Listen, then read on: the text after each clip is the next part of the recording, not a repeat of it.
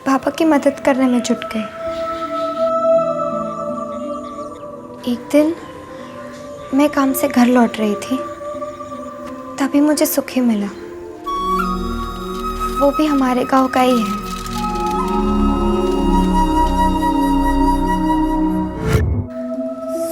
सुखी ने बताया कि वो मुझसे प्यार।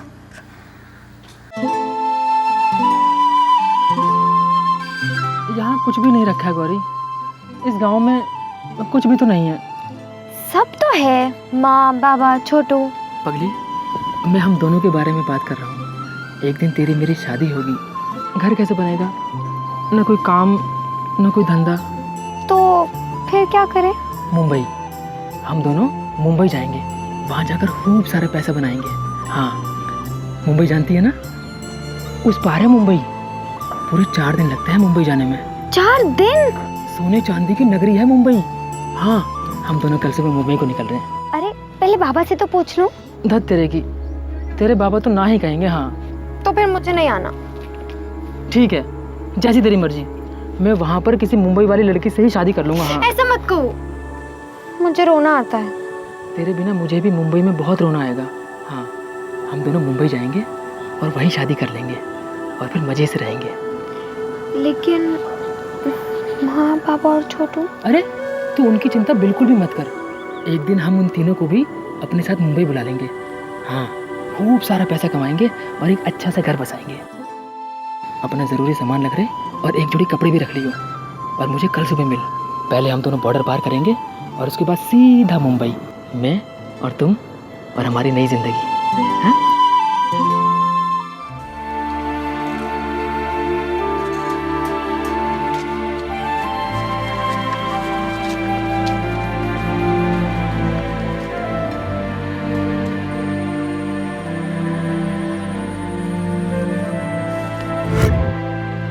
सुखी ने जैसा कहा मैंने वैसा किया। अपने माँ और बाबा के पैर तक नहीं छुए, छोटू को गले तक नहीं लगाया। गौरी, ये ले, ये तेरा मुंबई का टिकट है, इसे संभाल कर रखियो। लेकिन ये मुझे क्यों दे रहे हो? क्योंकि मुंबई तुम अकेली ही जा रही हो। नहीं। हाँ गौरी, यहाँ मुजफ्फरपुर में मेरा एक काम है। मैंने एक दोस्त से पैसे लेने हैं। पैसे मिलते ही मैं तुम्हें मुंबई में मिलूंगा। तो मैं मुंबई में अकेले कहाँ रहूंगी? तू पागल है क्या? मैं तुझे इतने बड़े शहर में अकेले छोड़ूंगा? मेरा एक दोस्त है पलाश, वो मुंबई में ही काम करता है। वो तुझे मुंबई स्टेशन पे लेने आ जाएगा। अपनी बहन की तरह रखेगा वो तुझे और तेरी अच्छी तरह से देखभाल करेगा। तू बिल्कुल चिंता मत कर। हाँ, मैं अकेले नहीं जाना चाहती। गौरी, चाहता तो मैं भी नहीं हूँ, लेकिन क्या करूँ, मजबूरी है ना। तू तो सब समझती है। और फिर 2 ही दिनों की तो बात है, 2 दिन बाद मैं तेरे साथ मुंबई आ जाऊंगा। हाँ, लेकिन सुखी कभी आया ही नहीं। और तू भाईकला स्टेशन पहुंच गई? नहीं, मैं मुंबई सेंट्रल पर उतर गई थी। वहाँ वो पलाश, वो मुझे लेने आया था। सुखी का दोस्त पलाश।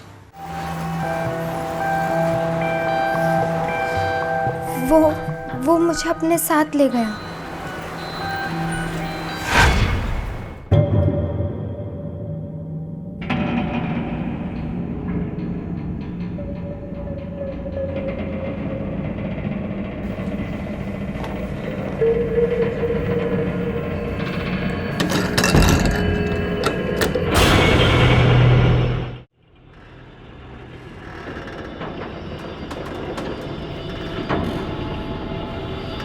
सुखी ने कहा था कि पलाश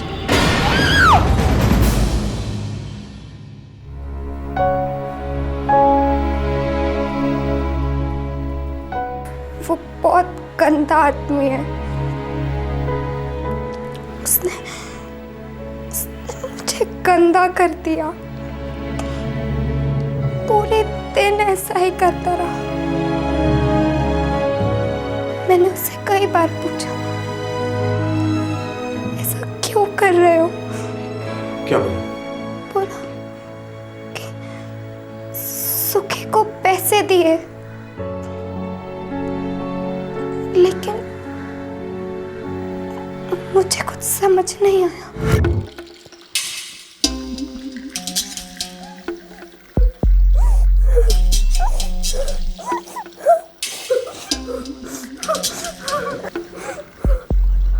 बाहर जा रहा हूँ, और सुन, यहाँ से बाहर निकलने के बारे में सोचना भी मत, नहीं तो पुलिस वाले पकड़कर जेल में डाल देंगे तुझे, समझी? नेपाल की है तू, और एक बात हमेशा याद रखना, कोई नहीं है तेरा मेरे सिवा यहाँ पर। दादा, मुझे सुखी के पास जाना है। सुखी। वो तो कब की तेरी शक्ल भूल चुका होगा, और तू भी अब अपनी जिंदगी में उसकी शक्ल नहीं देख पाएगी तुम्हें।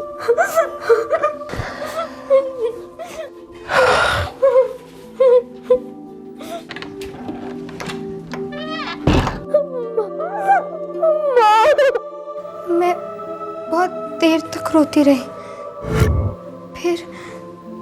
फिर वो पलाश वो वापस आया।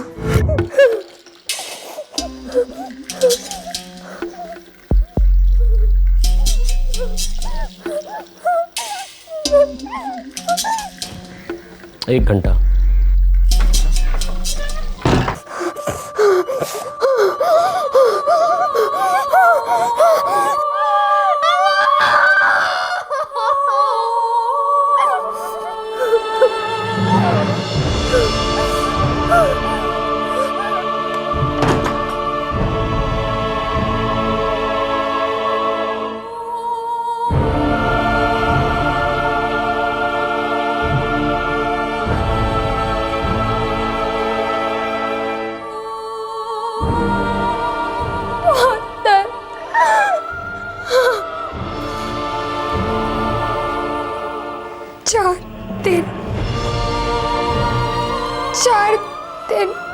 चार रात, बहुत सारे लोग आए। मुझे बहुत दर्द हुआ, बहुत दर्द।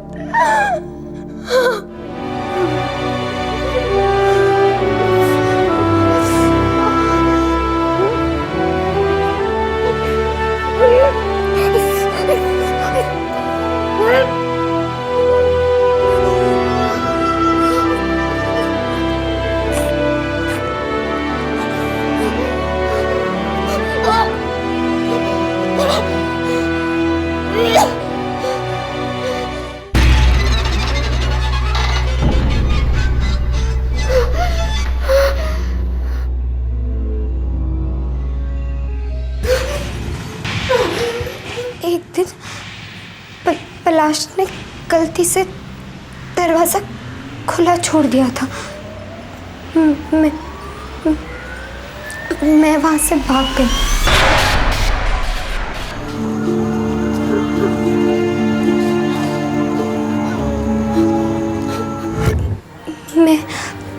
मैं उस स्टेशन तक कैसे पहुंची मुझे नहीं मालूम, कुछ पता नहीं चल रहा था। कुछ लोगों ने बताया वहां से मुजफ्फरपुर की कोई गाड़ी नहीं जाती। मैं पूरा दिन वहां बैठी रही, रोती रही, और फिर शहनाज दीदी मिली। इंस्पेक्टर, ये सेक्स ट्रैफिकिंग का केस मालूम होता है। ये बेचारी लड़की उस दलाल सुखी के हाथों फंस गई और आज इन हालात में पहुंच गई। सर, शुक्र है ये कमाटीपुरा की किसी अंधी गली में नहीं पहुंची।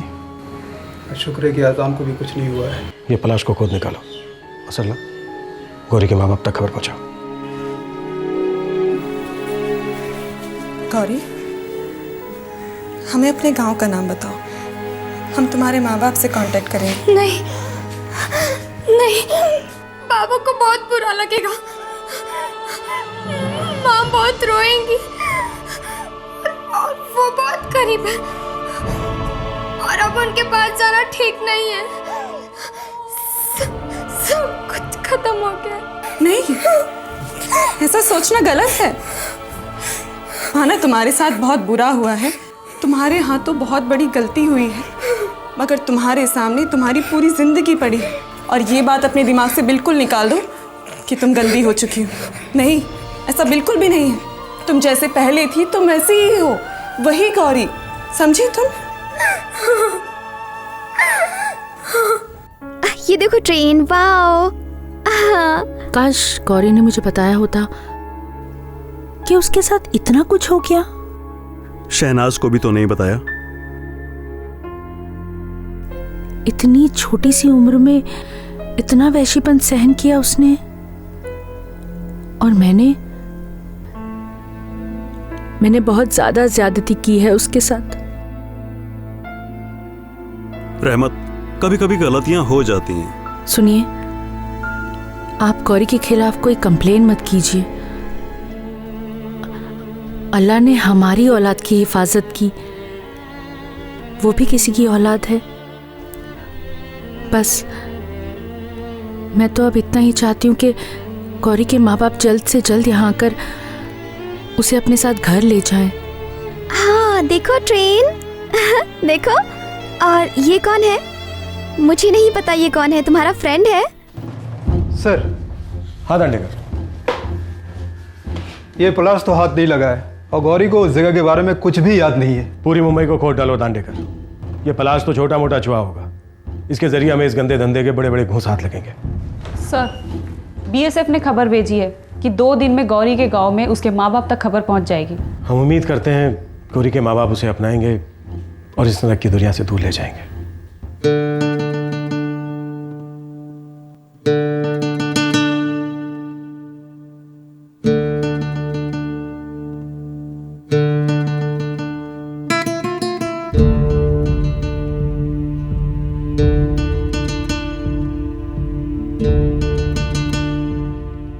गौरी फिलहाल डोंगरी के फीमेल शेल्टर होम में है। जे हॉस्पिटल में उसका साइकेट्रिक ट्रीटमेंट हो रहा है, ट्रॉमेटिक डिप्रेशन के लिए। घाव भरने में महीने लग सकते हैं, शायद कई साल भी। मुंबई पुलिस उस शख्स को हर जगह ढूंढने की कोशिश कर रही है जिसने इस बच्ची के साथ बलात्कार किया और फिर उसे प्रोस्टिट्यूशन के दलदल में धकेलने की कोशिश की। अब एक बहुत जरूरी बात, हमारे देश के कानून के अनुसार 14 साल के नीचे की उम्र के बच्चों को घर के काम के लिए रखना गैर कानूनी है। सिर्फ घर के काम के लिए ही नहीं, बल्कि ढाबे, फैक्ट्रीज, ऑफिसेज, सब जगह पर पाबंदी है। लेकिन अनऑफिशियल स्टैटिस्टिक्स बताते हैं कि हमारे देश में 14 साल के नीचे की उम्र के कम से कम 4 करोड़ बच्चे इन सेक्टर्स में इस्तेमाल होते हैं। इनका कोई प्रोटेक्शन नहीं, हर किस्म से शोषण होता है इनका। क्राइम पेट्रोल के प्लेटफॉर्म से हम ये संदेश बुलंद करना चाहते हैं, say no to child labour. Child labour हमारे देश के भविष्य का शर्तिया नाश है और इंसानियत के खिलाफ बहुत बड़ा गुनाह। अगले हफ्ते आपसे फिर मुलाकात होगी, तब तक अपना ख्याल रखें, सुरक्षित रहें। जय हिंद। इस तरह के और भी एपिसोड देखने के लिए हमारे चैनल को सब्सक्राइब करें और बेल आइकन दबाना ना भूलें।